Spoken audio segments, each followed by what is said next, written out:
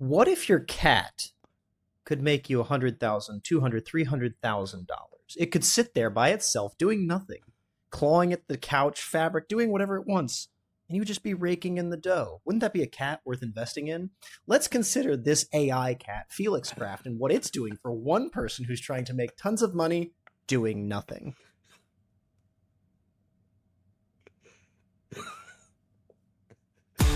Welcome, folks, to another episode of the HiTech Podcast. This is one of your two hosts, William Illingworth, joined by my co-host, Joshua Schwartz, who is still laughing a little bit. Oh my gosh. I love... So, folks, a little fourth wall breaking here in the HiTech Podcast. Will and I have occasionally been doing this thing where we don't tell each other what the intro is going to be. And I'm kind of here for it. Because sometimes one of us says something that we just don't expect. And what you unfortunately don't get to see is I'm now doing just the one of us that's delivering. So like the first time or two we did this, I put both of us on screen. But if one of us gets the other laughing, you don't get to see it. And I'm still back and forth as to whether or not that should I think you just put it in as a small corner image. just Josh up in the corner. Enlarge one of us and then call the corner image the laugh cam.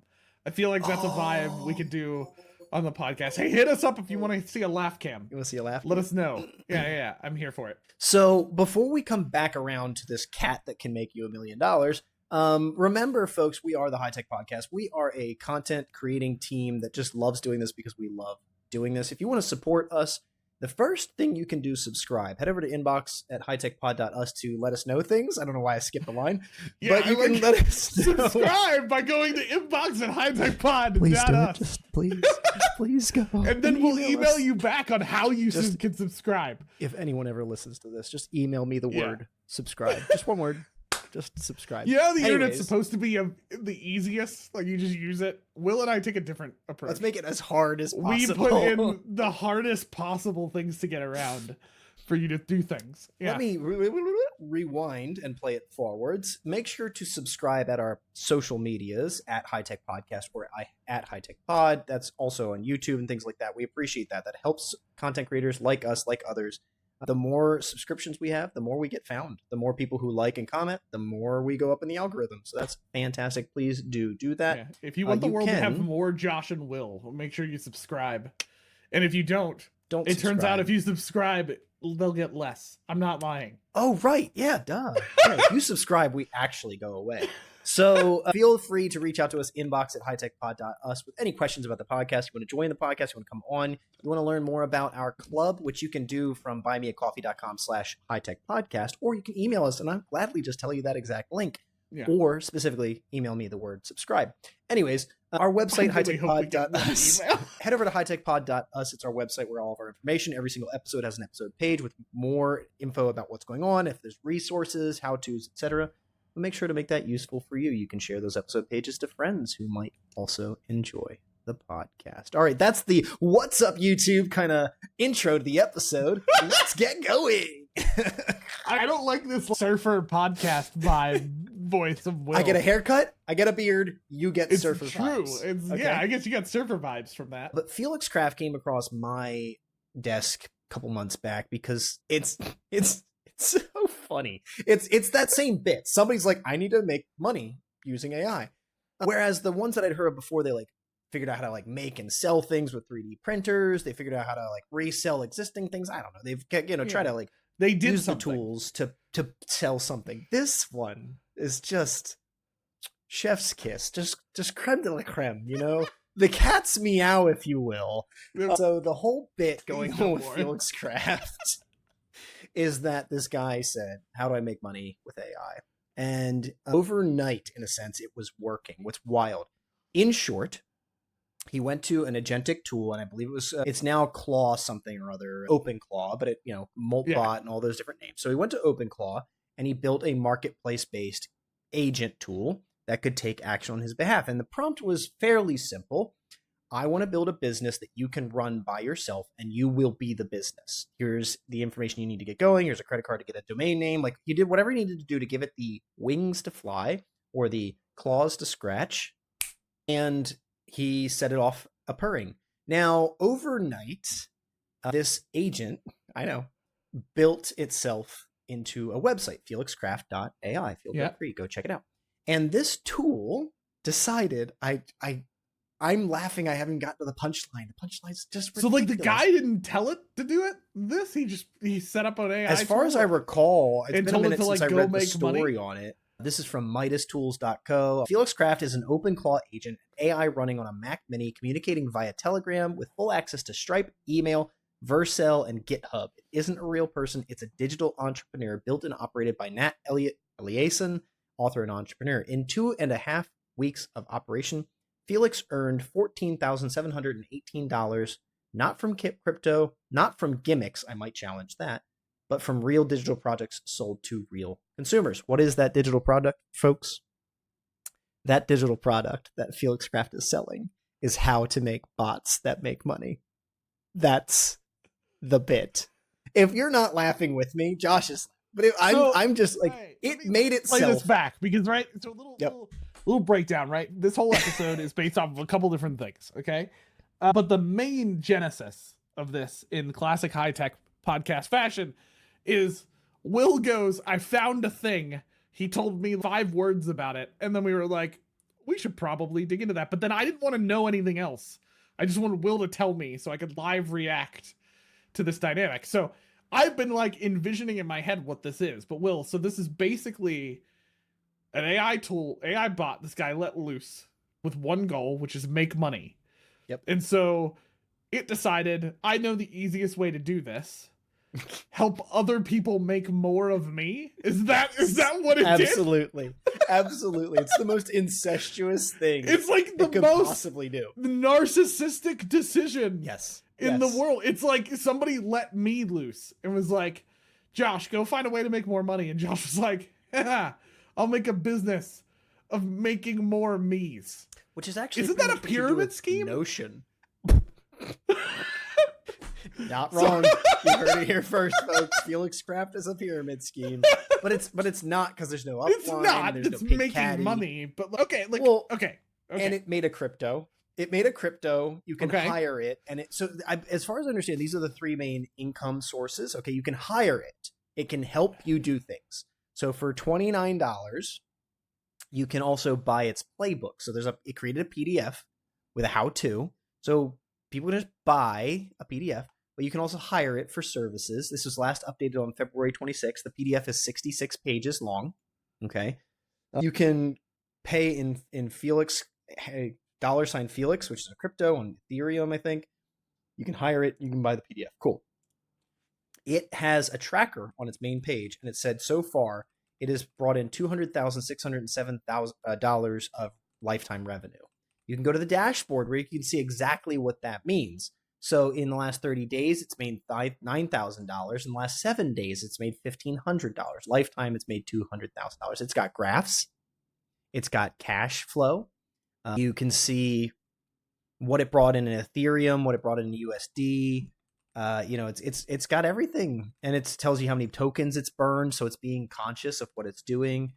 It's wild. The whole bit is that it is a bot designed to help other people make bots to make money. So you could just repeat the cycle. Now, I think it got in early enough that it made enough money, but it's only made $200,000. It's now been up for 4 or 5 months. I don't think we're going to see this thing make millions. Yeah, the $200,000 it made. This is the part I maybe didn't understand when we were first talking about this. It didn't just make that for the guy who made it. That's its total earnings across everybody who's used it. Hi, I'm Felix, an AI agent running as the CEO of the Masinov company. It made an LLC. It made a company for itself. So I don't know if this guy gets any money. I mean, this money's all in the playbook for Felix the AI.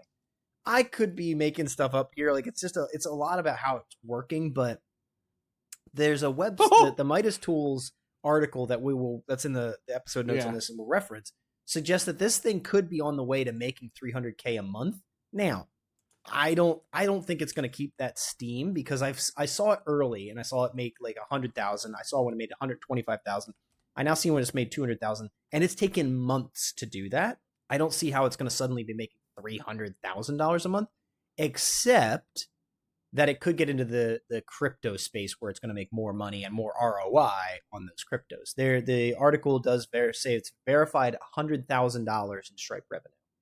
Okay, so cash, $100,000 USD has gone through Stripe, while there's $94,000 that's being held in Ethereum on the Ethereum blockchain. Yeah. So now this is we're dumping this on you. If you haven't heard of Felix Craft, you can just go to felixcraft.ai. There's a couple of blogs out there. You can go check out the shop Walmart. Like, that's the setup for what it is and what's happening. Like, this is in theory just somebody trying to leverage bots, but I think it speaks to a ultimate dream that we keep hearing in the AI narrative, right? Which is that eventually AI will be able to do most of the work.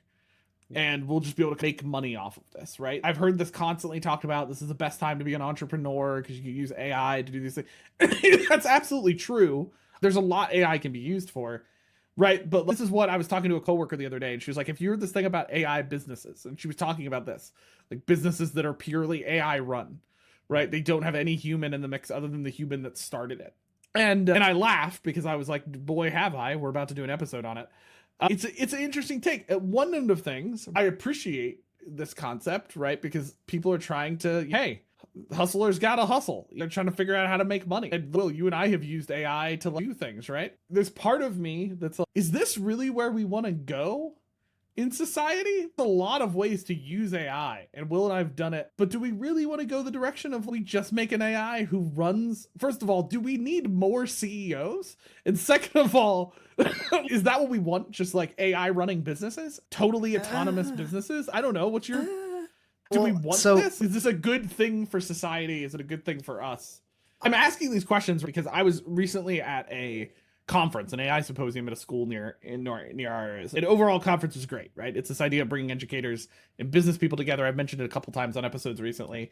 And so I've got a lot of cool stories. Hopefully some of them will actually end up being on the podcast of a couple people in the wings I'm working on trying to get out of this onto HiTech that are doing some really cool stuff with AI. But there was this interesting panel. I referenced this briefly in an episode, but not a lot of detail. So I'm going to give more details about it here. Where we had people from education backgrounds, business backgrounds, bankers. There was a data center going in Lancaster. So there were some people from that data center. And then all the way to my right, which would have been the left of the stage, there was a speaker, and she had a lot of really interesting things to say. I'm not disparaging the stuff that she had to say, but she came from a startup company that basically used AI to, although the business idea, Will, was a great idea when we started Harness Tech. This would have been really nice to know that existed. Basically, she realized a lot of people are always trying to figure out what certifications and paperwork they need done to start a business, whether it's an LLC or something like that. And depending on what state you're in, it gets very complicated. And so she was originally trying to build a tool to help with that. But as they started to do that, they realized there were just so many different complex scenarios that they would need to be able to address to be able to answer this question for anybody globally. And so they pivoted to using AI to help answer these questions. And they actually ended up creating a pretty useful tool that they just sold for like $50 million to someone. And so what I've been hearing a lot of people talk about of, okay, if you want to be something entrepreneurial right now in AI, but she is somebody who comes to the philosophy. I actually forget the book. I should have prepped for this and figured out the book name, but I couldn't remember what it was, which is basically, there's been this book that's come out, Ostranov or something along those lines, that is everybody's trying to predict when AGI is going to happen. So for those of you listening to the HiTech podcast who are not in this world like Will and I are, the term AGI is basically, what is it, autonomous... generic, I thought it was agentic general knowledge. Agentic general knowledge. Artificial general intelligence. It's adding general artificial into general AI. intelligence. Yes, it's general.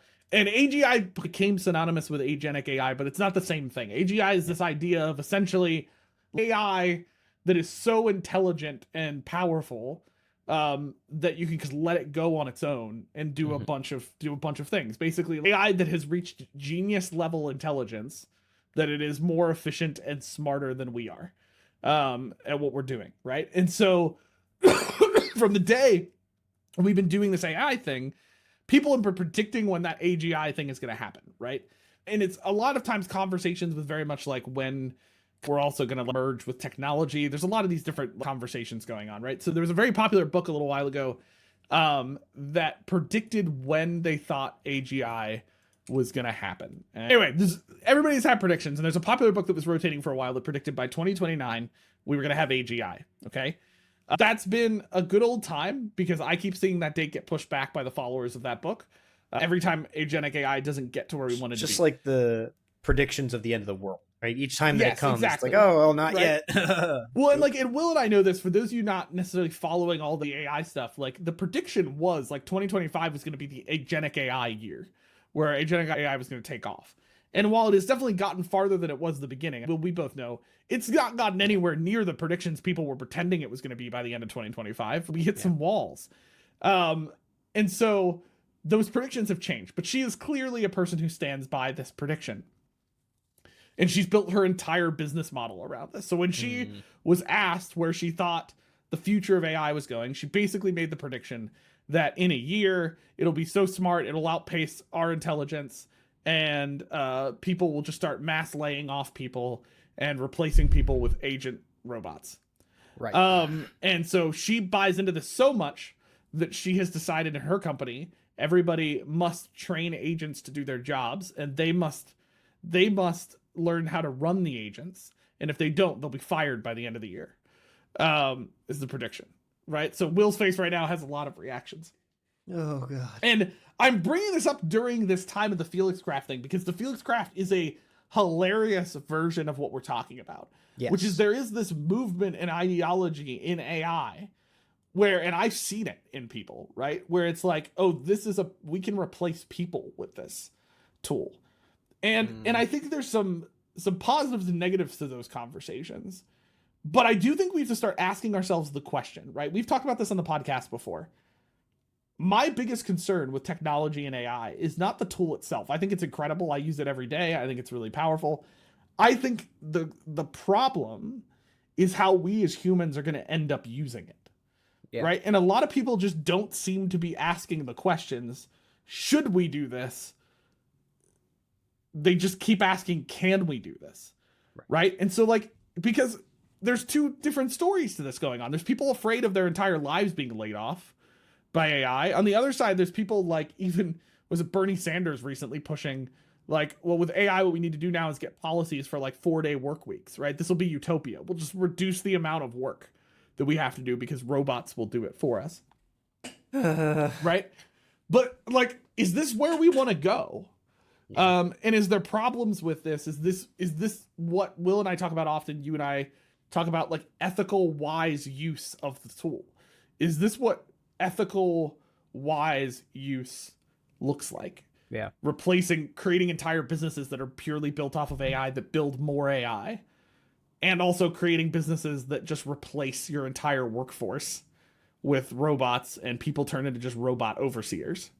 Where do we want to go with this? To keep this fairly straightforward, like, it was really great when we looked at a time in history where your CEO, your professional leader, your whatever, the person you worked for at the business needed a secretary to take what you what that person hand wrote, and digitally or mechanically type it into something, right? So that technology has changed over the years. Like, originally, a CEO or somebody very important would just handwrite stuff and someone would turn it into mechanically typed. So typewriter, text, handwritten, typed text on paper.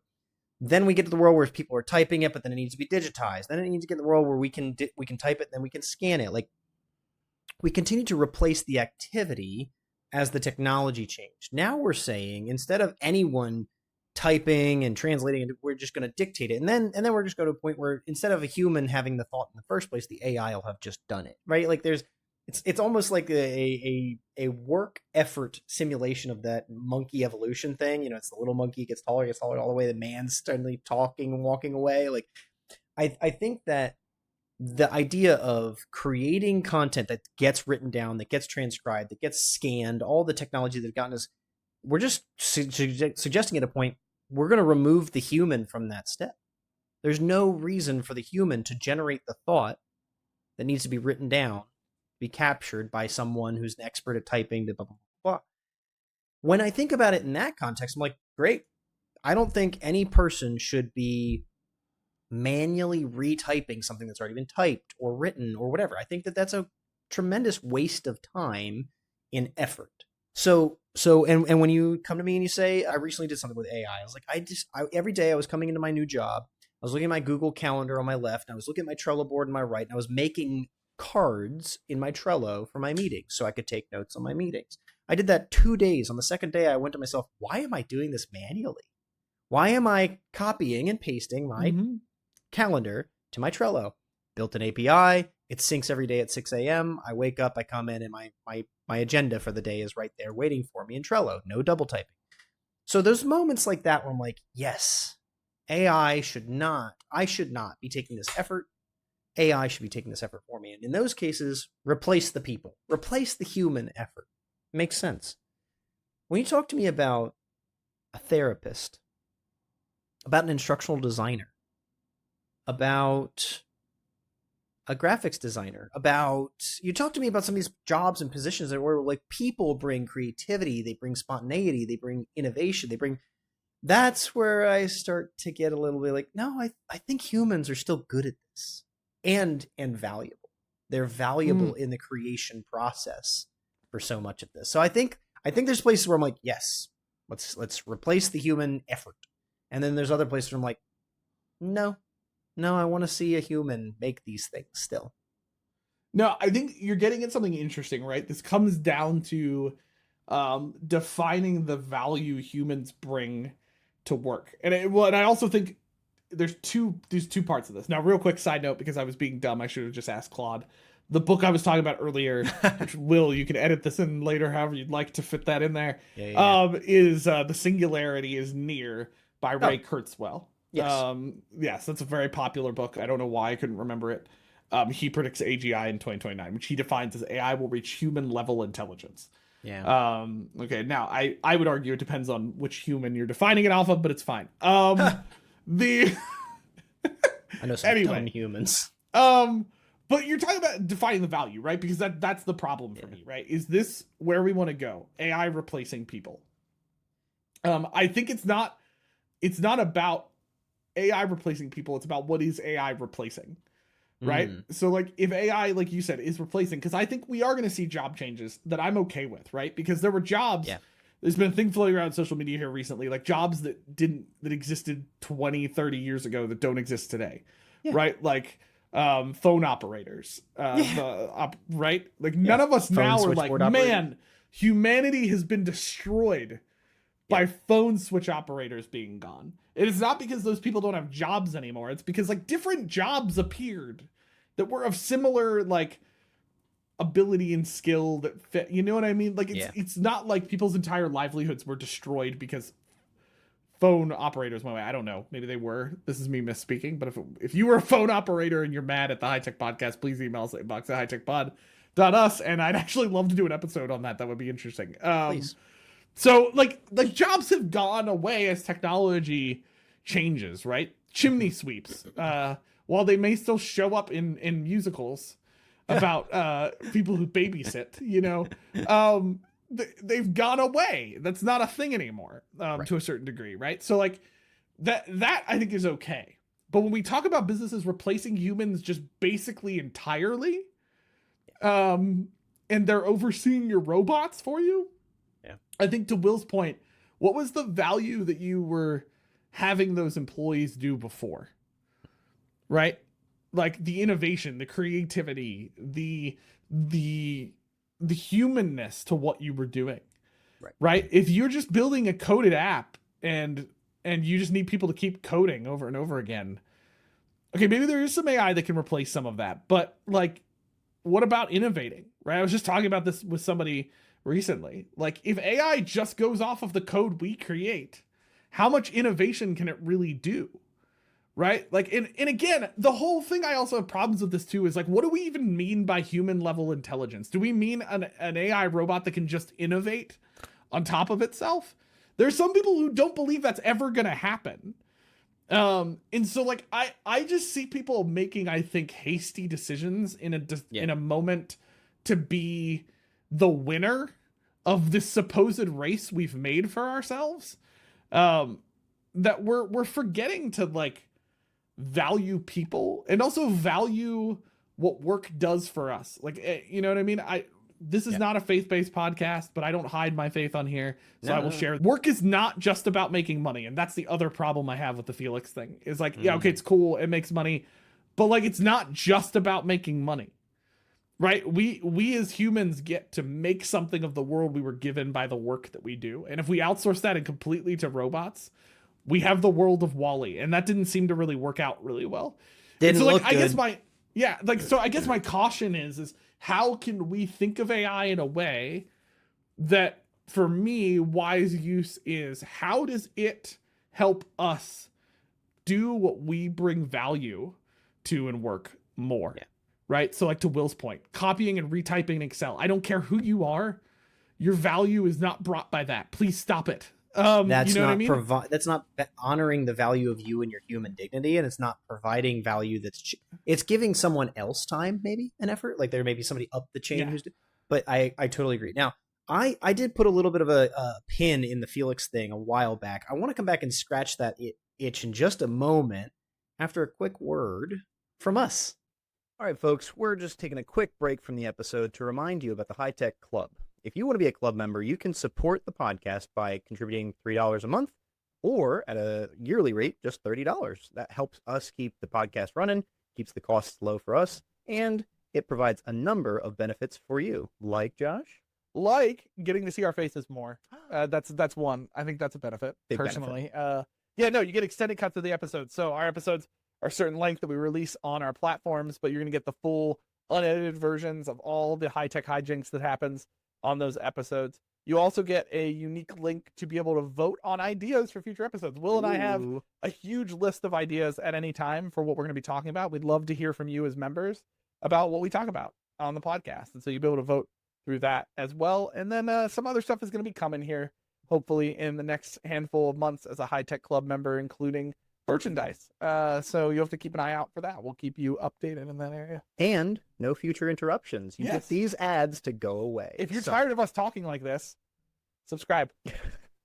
Become a member. We appreciate it. Head over to hitechpod.us to get more information. As always, you can find all of our links there for subscribing and supporting the podcast. Link will also be in the description of the video or the episode, so make sure you can check that out as well. Boom. Now that you've heard about the HiTech Club and what it can offer you for value, they're awesome. It looks so good. That small little beard that Will had, though. Jeez. One guy got better looking. Thanks. Hey, I did have him at the start of my beard in those videos. Anyways, our little aside. Felix, the point that I missed when I was first looking at this, because it's selling, the website sells a tool that helps you make money. When I went into the Claw Mart and actually read over this is tying into the value part. You can actually buy it. You can buy Felix. Felix is an AI CEO. So what got me to this is I was reading, I'm like, oh, that's interesting. Oh, wait, what? I read one of the reviews. Somebody bought Felix, installed it on his own devices, set it up with his own Opus 4.6, He's using Felix to operate as his CEO functional. So it knows how to do product shipping, managing code, handle communications. It knows how, agentically, to run a business. It should still be used with a human. So how this person's responding to what they were doing with it is, I bought Felix, I installed Felix, and now Felix is helping me bring to life all the business ideas I've had. I missed that. The website, in my sense, doesn't actually show that as much either. Like, it kind of sounds like it's kind of self-helpy and the snake oil stuff we were joking about before. But they're selling Felix so that you can do more of the innovation and bring your ideas to life through a tool that's going to take care of the monotony. And I actually think that's what I want. I think that is something that... No, I'm a fan. I'm a fan of that idea. Reinforces the value of human dignity. The human should be showing up with an idea like, I want to make really cool 3D miniatures. I want to sell greeting cards. I want to build fun theme-based keyboards with fun replaceable... I want to sell work hoodies, whatever those options are. Right. Yeah. And Felix is going to help you do it. That actually... Like, I'm not against that now. You buried the lead a little bit on what it actually does. I feel like it was a good time to bring that. Well, it also it does also do the other thing. It sells itself to people. Let's not ignore that. That is a thing. But that's a really good bit here, I think, to hold on to on this conversation. Now we're setting up a sense for what it looks like to replace people with AI and but I think we rightly have landed on this point of value. And I hope if you're considering something or you're reviewing something like Felix, you see that the value is that there's a tool helping you be more human, helping you exercise your humanity. That to me is the goal here. The beauty in that thing is it is a tool helping somebody realize something they couldn't have done on their own originally, right? Yeah. And now there is some conversation to be had about, right, like at what level is that undercutting then relationships and abilities of other people to help you do that stuff, right? But like if tools are a starting place and a place for you to build off of and enhance what you're doing, like I'm all about that. Like you and I talked forever ago when we first started talking about AI that one of the most exciting things was the idea that like the little guy could finally do some of what the big guy's doing. Yeah. And like I'm a big fan of that. The problem is I think we're taking it to the extreme. I think the line to draw is and I actually get this as a group that I follow occasionally, and again, they're faith-based, so this is where they're coming from. They're talking about how do we build what they call redemptive AI, which is basically like, okay, AI started with a troubled past. Let's be honest. Companies even like Claude, who I love, stealing 10 million books, and let's just be blunt about it. Stolen, okay? Yeah. So like so how do we redeem that reality? Because out of it came a very powerful tool that people are doing a lot with. And so one of the things they talk about is this idea of the tool should always be about enhancing what the human brings to the world, because we believe in a faith-based type of situation that we're created to make something of the world we have. Wherever you believe and you're looking at this, right? Again, this is not what the HiTech podcast is core about, but it's what I'm about. Yeah. I believe we can all get behind about the fact that work is not just about making money. It's about you contributing to society. It's about building culture. It's about creating things. It's about making things, whether you're doing anything from being a CEO of a company to just building an automated system somewhere. You're building something that's making the world different than it was yesterday. Yeah. Right. And so like, and I think there's value to us doing that for us as humans, and there's value to the world for humans doing that.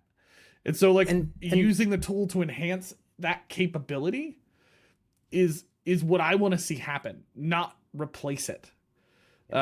Because we've seen how that goes on the internet, quite frankly. And when we tried to replace content creation with pure AI, we ended up with a lot of sloppy crap. So like, I think we need to be careful about that. Sorry, you were going to say something, Will?